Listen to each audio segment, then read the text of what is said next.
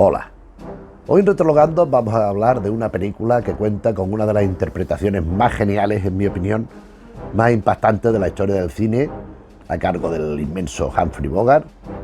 Una película de corte bélico, pero con otras dimensiones y otras perspectivas distintas que amplifican mucho el tema. Me refiero a El motín del Caine.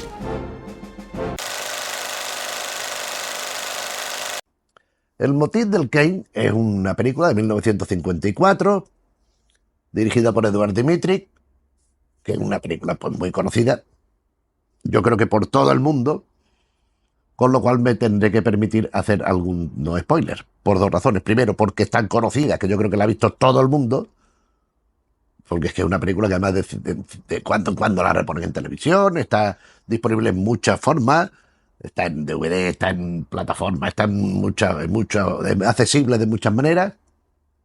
Y por otra, porque si no hay cierto spoiler, no tiene sentido hablar de ella. Porque si te queda en, no, pues aquí lo dejamos y qué pasa al final, no se entiende el mensaje que se pretende dar en la película, que a su vez procede de una novela que, o sea, lo primero es una novela, después hay una obra de teatro y después hay la película, en este orden. En cualquier caso, esa novela y la obra de teatro, que la tengo aquí, de Herman Wouk, escrito así, Wouk. Esta es la versión en español de la obra de teatro que yo tengo, la novela no la tengo, esta es la versión de Juliana y Joaquín Calvo Sotelo, y esto se estrenó, como indica la correspondiente fecha, el 18 de septiembre de 1956. El reparto tal. Esto, 1956, quiere decirse que 2 años después de haberse estrenado la película, que es de 1954. Que impactó a propios y extraños, porque es una novela que tampoco había tenido una trascendencia muy importante hasta que Edward Dmytryk decide llevarla al cine, ¿no?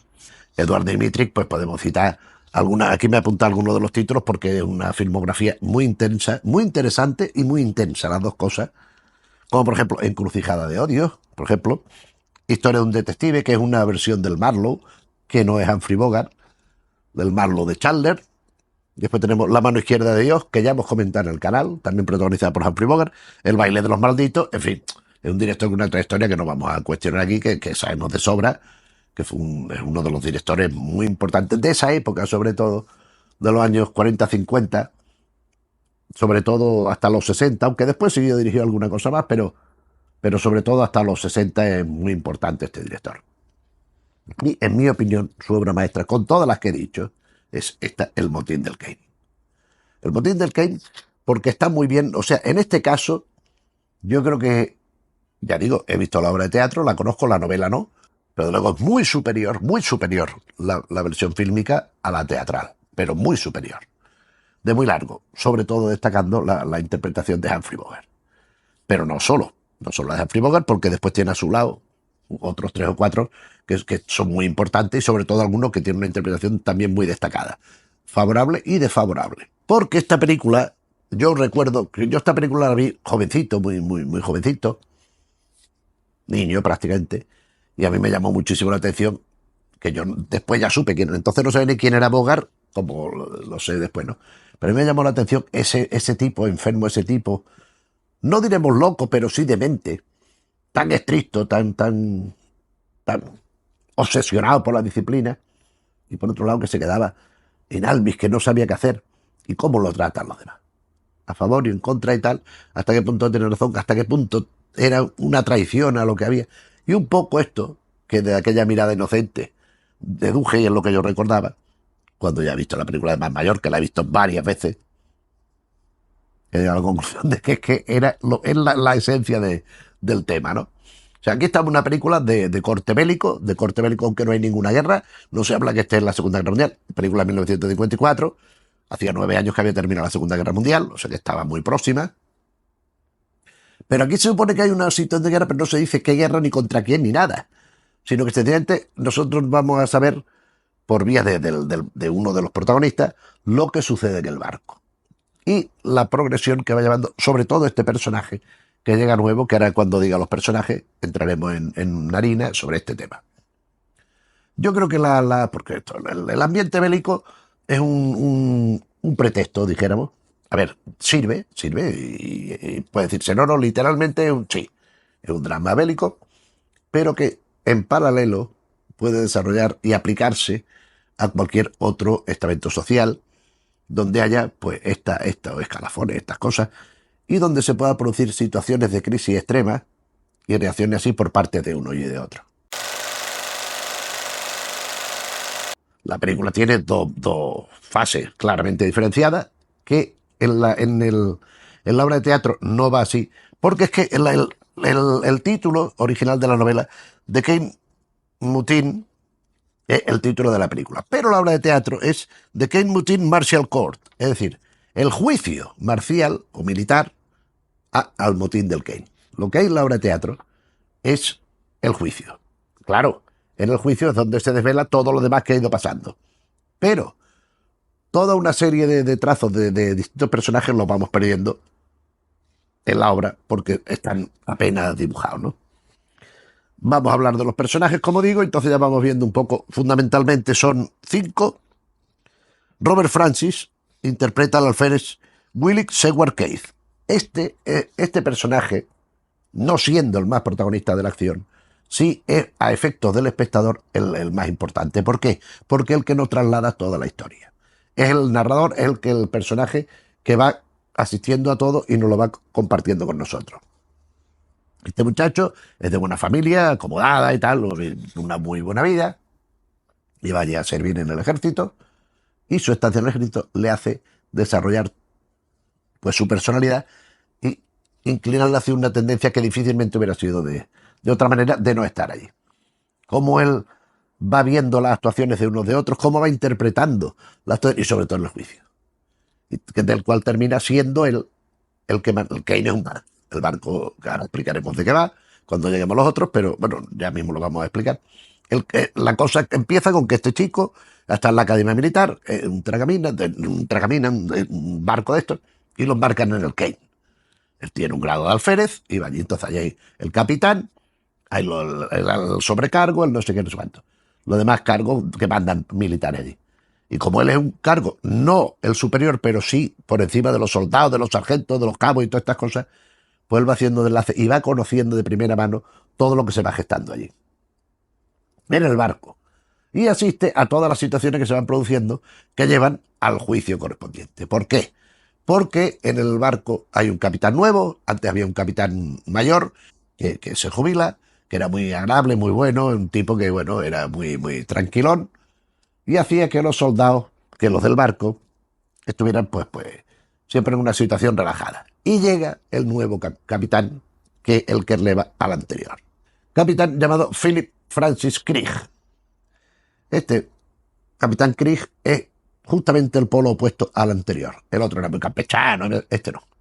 Este mantiene la distancia y además es un obseso de la disciplina, pero radical, hasta el punto que eso lleva a ciertos problemas. Yo recuerdo ciertos momentos que ahora iremos comentando un poco, que son los indicios de lo que va pasando en el Capitán Krieg, según los otros y de acuerdo a cómo actúan los otros, pero empezando por que hay un ejercicio de artillería que tienen que hacer el barco con otras cosas, y el capitán, se distrae y se pone a regañar a otros porque había uno que estaba mal vestido, que no, ¿cómo lleva esto? Y sobre la indumentaria. De suerte que tenían que hacer un recorrido y van por otro, sobrepasan un sitio y estropean la maniobra, con lo cual el capitán Chris se queda y lo que hace es echar tierra en el asunto, como si no hubiera pasado. Este capitán, como veremos, que tiene un expediente maravilloso, ha sido un soldado brillantísimo,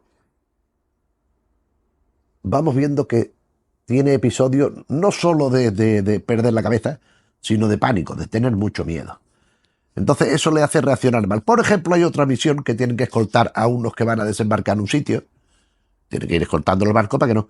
Y lo que hace el capitán es, a partir de cierto momento, ordena que den la vuelta y se vayan. Y dejen a los que tienen que desembarcar a su cuenta y riesgo que se busquen las habichuelas por ellos mismos. Claro, los otros que mandan, no el capitán, sino los que, el sobrecargo, los que están inmediatamente después en la jerarquía, se quedan asombrados. ¿Pero esto qué es? ¿Cómo puede ser esto?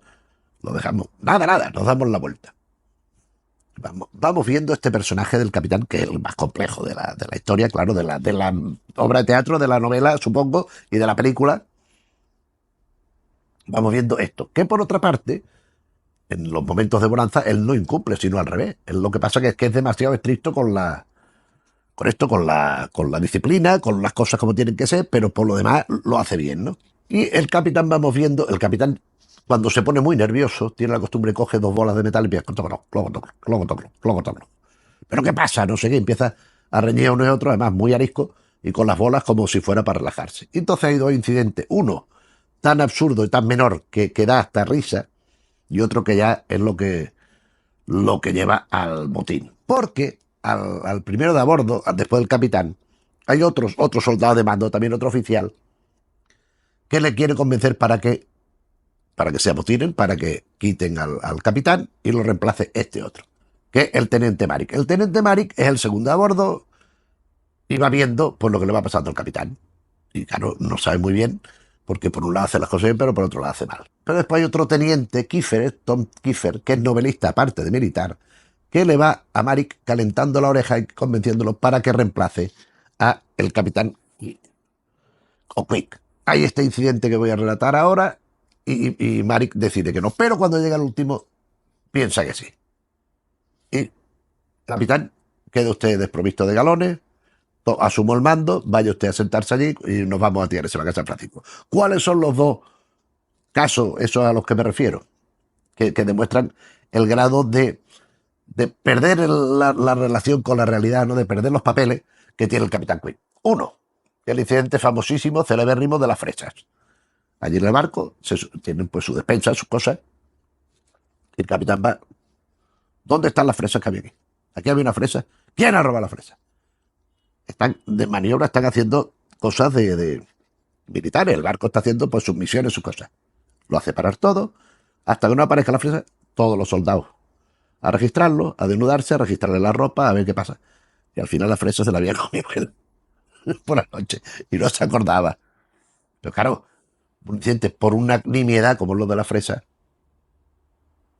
formar todo lo que forma y parar todo el trabajo que están haciendo por esa nimiedad, en función, por mor de lo estricto que es.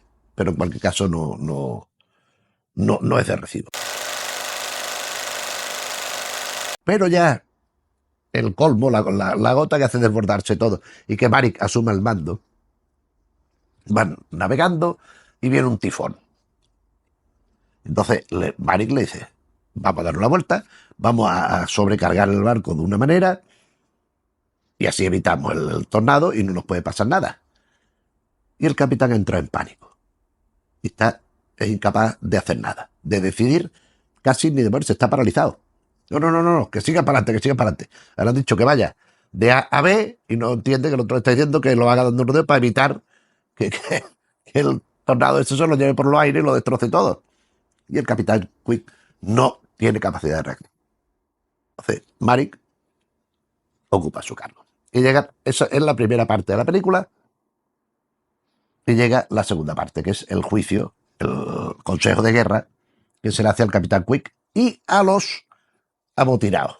Porque es que los amotinados, claro, no dan argumentación suficiente sobre lo que ha pasado.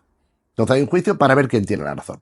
Y aparece otro personaje esencial, que es el teniente Barney Greenwald, que es el abogado que va a defender a Maric. Y en el juicio, que va relatando episodios de los que yo he ido contando que van pasando, junto a otros más, porque tampoco voy a entrar en detalle en todas y cada una de las cosas que explican, vamos viendo, por un lado, que el capitán, claro que es un hombre que no está al 100% en sus cabales, pero es que la tripulación, esta gente, estos mandos que están para asistirle y para ayudarle han hecho todo lo contrario. De hecho, él explícitamente ha pedido ayuda en una ocasión a los mandos, a los tenientes estos que tiene ahí, y estos se han callado. Pero ayúdenme. Y no le han dicho nada. Por lo cual, no solo no han ayudado en aquello concreto, sino que han propiciado que el malestar mental de este señor, de este capitán Quick, se incremente. Porque no solo no le han ayudado, sino que le han hecho la puñeta. Le están haciendo, no, lo dejan a su aire, el hombre no sabe qué hacer, pero por favor, que están ustedes aquí para ayudarme. Bueno, pues no lo hacemos. No le dicen nada, no es que le digan ni que no ni que sí, sino que no lo hacen. No le hacen ni caso.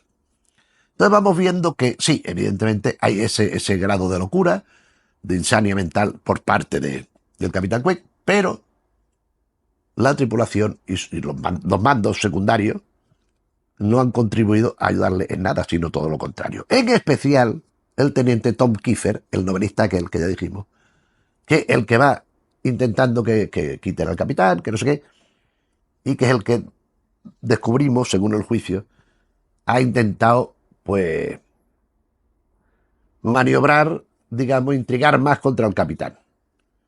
Hasta el punto de que en la película hay un momento, ahí ha habido el juicio, ha habido el fallo, hay el reconocimiento de la incapacidad de este capitán, pero por otra parte no tanto tal como para que sucediera lo que ha sucedido y la influencia de los que la acompañaban para que el resultado haya sido ese. Pero bueno, pero absuelven a Marik y compañía y van a celebrarlo, van a una fiesta, a dar una fiesta, y allí aparece el abogado que no es un abogado, es otro militar, pero bueno, que hace de abogado aquí, este tal Barney Greenwald, que parece borracho. Y se va para Kiefer. Le tira una copa a la cara, eres un mierda, y se va. Con lo cual, tenemos en una primera instancia todo esto del capitán, que no sabe qué hacer, y la no asistencia de quienes están obligados a hacerlo, y por otro, el juicio se rige por unas normas concretas, aplicadas en función de determinado contexto, de determinadas condiciones que hacen que una cosa sea así y otra, pero está el sustrato moral, el sustrato ético. Y vemos que esta tripulación, aun teniendo razón, con esa paranoia, esa esquizofrenia que tiene el capitán, no se portan con el bien. Éticamente son reprobables sus comportamientos porque no solo no le ayudan, sino que le perjudican. Entonces esto es lo que la corte militar no puede ni debe valorar, pero sí el abogado que lo ha defendido, que ha conseguido que salgan indemnes del proceso sobre el motín, es el que reprocha al que considera el culpable lo que han hecho. Con lo cual, a mí, ya lo sabéis, quien seguía el canal, supongo, a mí hay poca gente a la que las cuestiones militares le puedan interesar menos que a mí. Sea películas de guerra, sea novelas bélicas, sea no sé qué. A mí me puede interesar, por ejemplo, aquí hemos visto de Jacques Tardy, por ejemplo, hemos visto la Primera Guerra Mundial, la guerra de trincheras, la entrega, porque es una cuestión que trasciende lo que es lo bélico, creo yo. Pero a mí en general, el tema de la guerra no es un tema que... También hemos visto muchas cosas de la Guerra Civil Española por lo mismo, porque hay el trasunto de lo que hay detrás, no específicamente sobre la guerra. No, a mí lo militar no me interesa nada. A mí lo militar y las artes marciales son dos cosas que me resbalan absolutamente. Y una tercera, en general, aunque hay alguna excepción, los superhéroes norteamericanos. Son cosas que me parecen absurdas. Me parecen cosas que están... A mí las artes marciales me parece... No voy a decir exactamente lo que pienso, porque entonces me podían tirar piedras cuando saliera de mi casa al amanecer. Pero es algo que me parece tan insustancial, tan aburrido y tan que bueno, que es que no sé cómo decirlo. Sí sé cómo decirlo, pero no quiero. Entonces, para decirlo bien. Después lo militar a mí es que sencillamente no me interesa nada, me parece aburridísimo.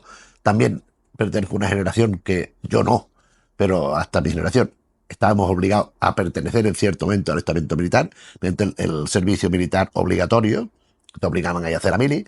Hay muchos sitios donde supongo que todavía lo están haciendo. En España, por suerte, no, hace ya décadas. Yo no hice la mili. Yo me hice algo llamado prestación social sustitutoria por objeción de conciencia. Pero vamos, en definitiva, yo no sé los cargos. O sea, yo estoy dicho capitán, teniente, no sé qué, porque lo he leído, porque lo he apuntado, porque lo he leído. Porque yo no sé distinguir un capitán de un teniente, no sé qué funciones tiene uno u otro. Creo que general es lo más elevado, o almirante, o teniente coronel. Después general, coronel, capitán, me imagino. Más o menos el escalafón me lo puedo más o menos imaginar. Pero algo que no me interesa, que me da igual. Que es que no tengo ningún interés en nada. Esta película, El motín del Kent y esta obra de teatro, me interesaron mucho. Sobre todo la película. Pero sobre todo por Humphrey Bogart.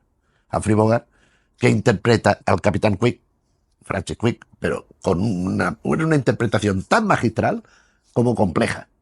Porque no es fácil. Un personaje, vamos a ver, cuando veo, por ejemplo, Rayman, se decía, no, el personaje difícil no es el de Dustin Hoffman, es el de Tom Cruise. El de Dustin Hoffman ya lleva su elemento de interés, como el Forrest Gump o este tipo de personajes así, que tienen alguna discapacidad. Lo difícil es que el otro se mantenga a la altura sin tenerla. Sin embargo, este Bogart, que no llega a esos extremos, Hace un tiempo que es muy dirigente cuando en su vida normal, pero cuando sufre esos brotes, delira. Entonces, la expresión de la cara, del cuerpo, cómo lo pone, la voz y lo que va diciendo, lo que va haciendo, a mí me parece junto. Por supuesto, Casablanca, el Halcón Maltés, pero junto con la Reina de África, que hablaremos de ella aquí el día menos pensado. Casablanca, quizá también, pero sobre todo El Motín del Kane y La Reina de África, y Casablanca sí también, son las tres mejores interpretaciones, en mi opinión, de Humphrey Bogart. Mucho más compleja El Motín del Kane y La Reina de África que Casablanca, pero Casablanca tiene otra dimensión por otra serie de razones que ya comentamos en su momento, porque Casablanca la comentamos en el canal, pero a mí es que me parece que es prodigioso. La Condesa Descalza, madre mía, madura será la caída. La mano izquierda de Dios, que otra de las películas que hemos dicho de Dimitri, pues Humphrey Bogart hace genialmente, interpreta con genialidad absoluta este Capitán Quinn. Teniente Barney Greenwald, el abogado que defiende a Marik y tal, y después le reprocha al otro, José Ferrer. José Ferrer, con su mirada adusta, con su gesto, pero también muy, muy sobrio y muy bien. Es un personaje que es esencial para entender todo el sentido de oral y esencial y profundo de la historia, ¿no? Después, el teniente Steve Marik, que es este personaje contradictorio que al principio no quiere enfrentarse con el capitán, no quiere asumir su puesto, pero que poco a poco se va convenciendo, pero es un personaje como el actor, creo yo, buena gente, que siempre da el aspecto de bonomía, de tranquilidad, de no beligerar, es Van Johnson, que tiene una serie de películas muy importantes. Por ejemplo, yo recuerdo Brigadoon junto a Jim Kelly, o otra que hace una especie de detective ciego a 23 pasos de Baker Street, que por el oído detecta un crimen tal, y después ya en su época de madurez, ancianidad, hizo televisión, hizo Hombre Rico, Hombre Pobre, hizo bastantes cosas en televisión. Y era un actor, pues eso, que transmitía a mí, siempre me ha parecido eso de un buen tío, un hombre buena gente, un hombre... Y aquí hace un personaje así que veleidoso, porque él piensa una cosa y termina haciendo la contraria, pero no es un tipo esencialmente negativo ni malo, ¿no? El que sí lo es más, aunque aparentemente no tanto, sí, sí, pero menos, pero es el que va, digamos, pues buscando las cosquillas, intrigando, buscando la manera de hacer la puñeta, es Tom Kiefer, que lo interpreta Fred MacMurray. A mí me interesa mucho esta interpretación de Fred MacMurray, porque en mi opinión, Fred MacMurray es un actor mediocre en general. O sea, tú ves toda la filmografía de Fred MacMurray y ves que la mayoría de las películas ni chicha ni limonada, no dice nada. Ahora, amigo, tiene una serie de obras maestras que es que dices tú, es que nadie lo puede hacer así, de bien, como lo hace él. Es curioso, ¿eh? O sea, un actor que tú ves películas, qué cosas más malas, qué cosas, qué poco dice este señor, esto. Y de pronto ves El Motín del Kane, o ves Perdición, de Billy Wilder. Aquí ya estamos hablando de otra cosa. Contra el pobre Edward G. Robinson. Después tenemos Under Suspicion, Bajo Sospecha, otro personaje magistral, como lo es Siempre hay un mañana, que es también otro personaje que borda, Fred MacMurray, que después se dedicó a hacer Disney y cosas de estas. Pero también hay otra película de Billy Wilder que no se puede evitar, que es el contrincante de Jack Lemmon, del inmenso Jack Lemmon, que es El apartamento. El apartamento y Perdición ya son dos películas cuyo personaje que interpreta Fred MacMurray ya sería para encumbrar a este actor y tenerlo considerado con una dimensión elevadísima, porque son dos personajes interpretados. En mi opinión es que no se puede hacer mejor. Y un tipo que no es, en las demás películas no transmite nada. En general, estas que hizo de Disney, estas que ha hecho, porque tiene una filmografía extensa, no vayamos a pensar que con esa cara que tiene tan, que parece que le da todo igual, que no es demasiado expresivo con la cara. Y por supuesto, este Tom Kiefer del Botín del Kane, que es el que va, por un lado, provocando que el capitán cada vez vaya peor y por otro convenciendo a los otros porque a él esencialmente lo que le molesta es estar en la marina. Él es un novelista, creo que ya lo dije al principio también, aparte de militar es un novelista. Entonces él le interesa material que poder documentarse para escribir sobre eso. Y este capitán, mediante esa disciplina tan férrea, mediante esos sistemas que repiten un día al siguiente, al siguiente, al siguiente, tan rutinario, esto lo evita. Cuando hay un momento de conflicto, este capitán lo rehúye. O sea, es lo contrario a lo que busca él. con lo cual no le favorece. Y es el instigador de cuando el capitán pide ayuda, no le sea prestada. Y por eso el personaje que hace José Ferrer le tira la copa a la cara. Fred MacMurray en esta película, como digo, ya he mencionado otras, pero junto con Perdición y El apartamento, 3 personajes para enmarcar, porque de luego hay gente a que le gustará mucho Fred MacMurray. Yo digo la sensación que me produce a mí, lo que he dicho, a mí me parece siempre un actor de mediocre que no... Pero, amigo, cuando hace estos papeles también, es que de mediocre tiene poco. Cuando Billy Wilder, o en este caso Dimitri, o el que fuera, lo cogen, y no para personajes baladíes, sino para estos personajes que estamos hablando, verían en él lo que tiene, ese potencial que ha sido capaz de desarrollar estos personajes. Algo que yo en otras películas no le veo. Pero bueno, ya está bien de hablar de este personaje que tampoco. Después tenemos a Robert Francis, que interpreta a Willie Seward Keith, a ese nuevo, a ese que llega allí de familia acomodada, que es el que va asistiendo todo. Y a la postre será, porque los otros han sido, cuando hay el juicio, al capitán dice una cosa, los otros dicen otra, y este chico es el que queda al mando como almirante nuevo de el barco Kane, del Kane. Con lo cual, su experiencia es lo que refrenda del carácter humano, podríamos decir, todo lo que es la perspectiva de la historia, de la trama, de la acción. Después me ha anotado aquí otra serie de personajes que aparecen. Merwin, Tom Tully, capitán de Bridge, que es el capitán primero, el que se va.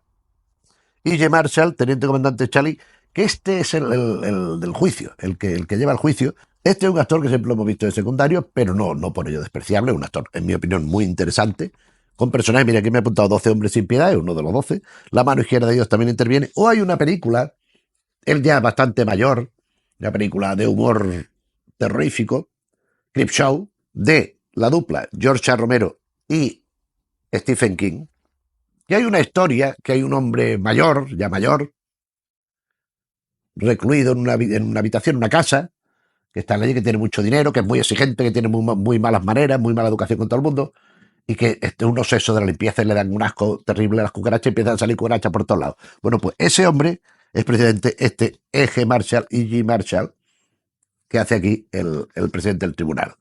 Después tenemos a Lee Marvin Meatball, uno de los marineros, un joven, bastante joven, no vamos a decir que era un niño, pero no es del Lee Marvin de los 80, ni mucho menos, pero se le reconoce perfectamente Lee Marvin. Igual que hay otro que se reconoce también, que otro personaje que se llama Horrible, que es Claude Atkins, que se hizo muy popular, sobre todo por televisión. Por ejemplo, hizo 2 series muy importantes, hizo una que se llamaba En Ruta, que eran 2 camioneros, que después en España se hizo un homenaje, no se plagió, que eran dos camioneros, pues que iban por los Estados Unidos, le van pasando cosas. Y que se tenían que pelear, muchas, pelea había muchas. Sonny Pruitt, que era Claude Atkins, y el otro se llama Will Chandler, que era un actor con bigote. Yo es que lo recuerdo de niño, yo esto no lo he visto nunca jamás, desde la época. Y después hizo otra también que fue muy conocida, en mi opinión inferior, pero que era El Sheriff Lobo. El Sheriff Lobo era Claude Atkins también. Después una película ha hecho bastante, pero yo destacaría Granja Maldita, que es una tentativa no muy fiel, pero sí meritoria de hacer El color que cayó del cielo de Lovecraft, y que tiene algunas de las escenas más impactantes del cine de terror y mejor adaptadas de Lovecraft. Y el protagonista, el dueño de la granja, es el propio Claude Atkins, que también aparece en esta película. Por último, para terminar, vamos a ver, es que todo lo que diga es que apoyáis a armar al hombro, porque lo que hay que hacer es ver la película. O revisarla, volverla a ver, porque la película es extraordinaria, es una gozada. Hasta el punto de que hay un actor de mis predilectos, que ya lo he dicho que 1000 veces, que es un actor extraordinario, versátil como el solo, y que además con una gran categoría personal, cuyo nombre auténtico es Maurice Joseph Micklewhite. Bueno, pues Maurice Joseph Micklewhite decidió hacerse un nom de guerre, un apodo, un nombre artístico, que lo conoce todo el mundo, basado en esta historia. Me refiero, como no puede ser de otra manera, al gran Michael Caine. Michael Caine, que reconoce en su libro de memorias, que los tengo aquí detrás, que los podéis ver, son estos de aquí, este y este. Explica, entre otras cosas, por qué adopta este apodo, porque esta película le impresionó muchísimo Y bueno, pues decidió incorporar el Kane a su nombre para la interpretación hasta donde llegara, que fíjate qué carrera ha tenido tan impresionante. Bueno, y lo dejamos aquí, esto es lo que hemos venido a hablar, recomendarte una y mil veces esta película, requererte en este Capitán Quink desquiciado que de pronto es tan ordenanza, tan adicto a las ordenanzas, tan inflexible, y por otro lado después tan débil, tan voluble, tan vulnerable, ¿no? Y las reacciones de los otros. Esa locura, todo esto que está reflejado en esta película, que es una de las verdaderas maravillas. Y nada más, pues ya si conoces la película, pues ya sabes todo lo demás que me he obviado, todo lo tal. Si no, por supuesto, eso es de obligado cumplimiento, hay que ver la película. Hay que ver la película porque es una película de verdad de las que gusta verla y recrearla y volverla a ver. No te voy a decir termina de verla y ponerla otra vez, pero al cabo de cierto tiempo sí, porque es un película con Humphrey Bogart muy destacado.